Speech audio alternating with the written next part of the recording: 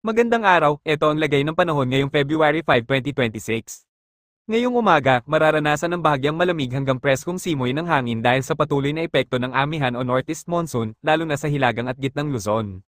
Pagsapit ng tanghali hanggang hapon, iinit ang panahon at maaaring makaranas ng maalinsangang pakiramdam na may paulap-ulap na kalangitan. Sa ilang lugar, posibleng magkaroon ng panandaliang ambon o isolated rain showers bandang hapon o gabi.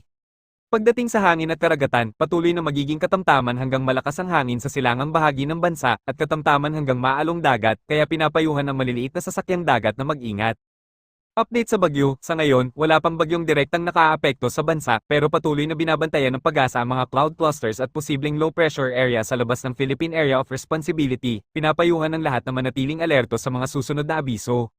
UV index ay nananatiling katamtaman hanggang mataas bandang tanghali, kaya ugaliing magsombrero, gumamit ng payong, at uminom ng maraming tubig. Mag-ingat po tayong lahat at patuloy na makinig sa opisyal na weather updates para sa kaligtasan ng bawat isa.